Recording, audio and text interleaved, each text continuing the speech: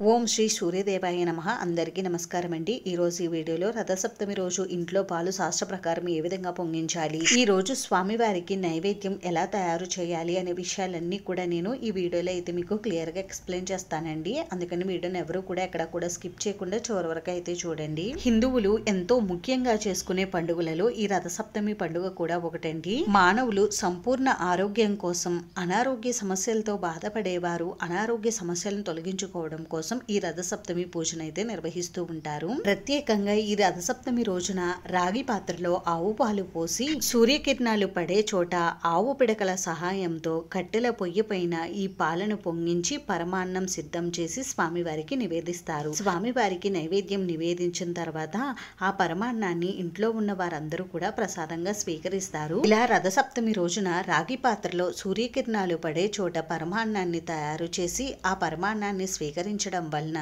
సంపూర్ణ ఆరోగ్యం కలుగుతుందని, అలాగే ఈ రోజు ఇంట్లో పాలు పొంగించడం వలన ఇంట్లో సిరి సంపదలు కూడా పొంగి పొర్లుతాయని ఒక నమ్మకం అయితే ఉంది. కాబట్టి ఈ రథసప్తమి రోజున ఇంట్లో పాలు ఏ విధంగా పొంగించాలి, పాలు పొంగించేటప్పుడు ఎటువంటి పొరపాట్లు చేయకూడదు అనే విషయాల్ని తెలుసుకుంటూ ఈ వీడియోని అయితే స్టార్ట్ చేద్దామండి.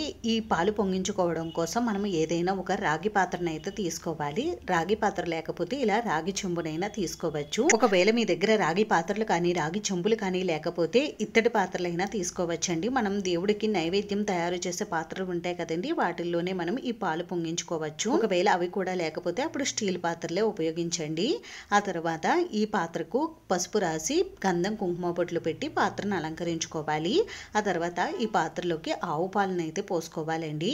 అయితే మనం ఈ పాలు పొంగించుకోవడం కోసం ఆవు పాలను మాత్రమే ఉపయోగించాలి. ఒకవేళ మీకు స్వచ్ఛమైన ఆవు పాలు దొరికితే స్వచ్ఛమైన ఆవు పాలను అయితే ఉపయోగించండి.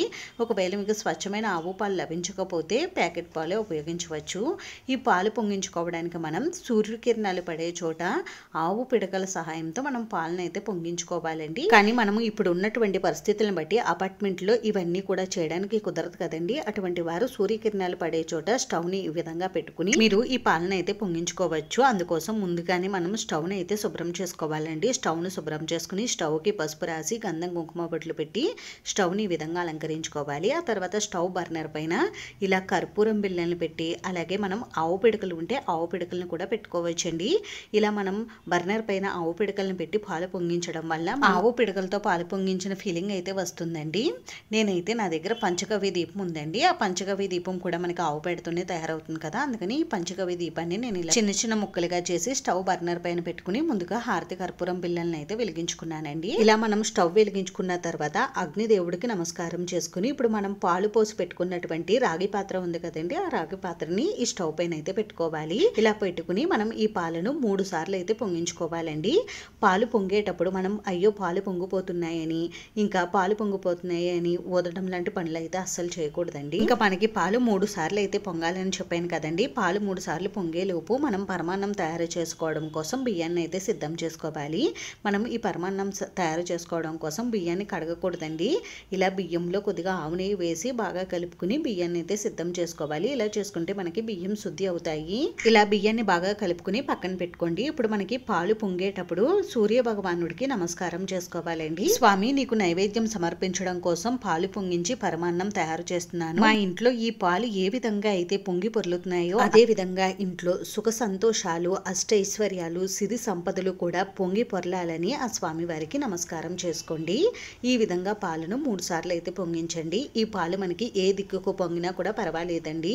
ఇలా తూర్పు వైపుకే పొంగాలి, ఆ వైపుకే పొంగాలని ఏమీ లేదండి, ఎటైనా పాలు పొంగవచ్చు. ఇలా పాలు 3 సార్లు పొంగిన తర్వాత మనం బియ్యాన్ని ఆవు నెయ్యిలో కలుపుకుని పెట్టుకున్నాం కదండి, ఆ బియ్యాన్ని తీసుకుని మన పేరు చెప్పుకుని 3 సార్లు మనం ఈ పాలల్లో బియ్యాన్ని అయితే వేయాలి. ఇలా ఇంట్లో ఉన్న ప్రతి ఒక్కరు కూడా బియ్యాన్ని పాలల్లో 3 సార్లు అయితే వేయాలండి. ఒకవేళ ఇంట్లో ఎవరైనా మిస్ అయితే వారి పేరు చెప్పి మీరు అయితే వేయవచ్చు. అయితే నేను ఇక్కడ పాలు కొద్దిగానే తీసుకున్నానండి, అలాగే బియ్యాన్ని కూడా కొద్దిగానే తీసుకున్నాను.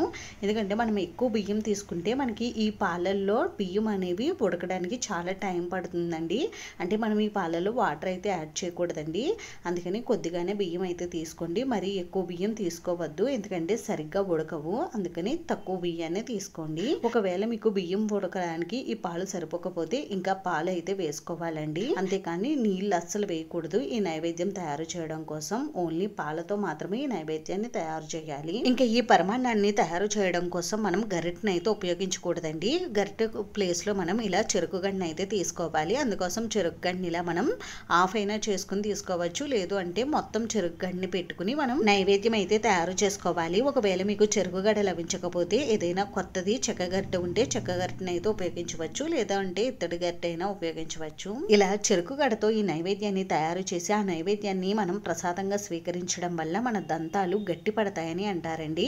అలాగే ఇలా రాగి పాత్రలో నైవేద్యాన్ని తయారు చేయడం వల్ల మనం అనారోగ్య సమస్యల బారిన పడకుండా ఉంటామని అంటారు. అలాగే ఈ నైవేద్యాన్ని సూర్యరశ్మి పడే చోట తయారు చేయడం వల్ల మనకి ఇమ్యూనిటీ శక్తి అనేది మెరుగుపడుతుందని అంటారు. ఇలా మనకి పాలల్లో బియ్యం మొత్తం పూర్తిగా ఉడికిన తర్వాత ఇప్పుడు మనం తురుముకున్న బెల్లాన్ని అయితే వేసుకోవాలండి. నేను ఇక్కడ తక్కువ క్వాంటిటీలోని ఈ పరమాన్నాన్ని తయారు చేస్తున్నానండి. అందుకని నాకు కొద్దిగానే బెల్లం తురుము అయితే పడింది. మీరు 1 లీటర్ పాలు తీసుకుంటే ఒక చిన్న టీ కప్పుడు బియ్యం అయితే తీసుకోండి. అలాగే 1 కప్పు వరకు బెల్లం తురుమును తీసుకోండి. ఈ పరమాన్నంలోకి బెల్లం తురుము అలాగే కొద్దిగా ఆవు నెయ్యి వేసుకుని బాగా కలుపుకుంటే మనకి ఈ నైవేద్యం అయితే తయారైపోతుందండి. ఇంక ఈ నైవేద్యంలో మనం డ్రై ఫ్రూట్స్ కానీ యాలకులు కానీ ఇటువంటివి ఏమీ కూడా వేయకూడదండి. ఎందుకని అంటే స్వామివారికి దంతాలు లేవని అంటారండి. అందుకని ఇవి ఏమీ కూడా వేయరు. ఇప్పుడు మనం ఈ వండిన పాత్రతోటే నైవేద్యాన్ని తీసుకుని వెళ్ళి స్వామివారి దగ్గర పెట్టి స్వామివారికి సమర్పించాలండి. ఇంక ఈ పాత్రలో ఉన్నటువంటి నైవేద్యాన్ని మరొక పాత్రలోకి మార్చడం లాంటివి చేయకూడదు.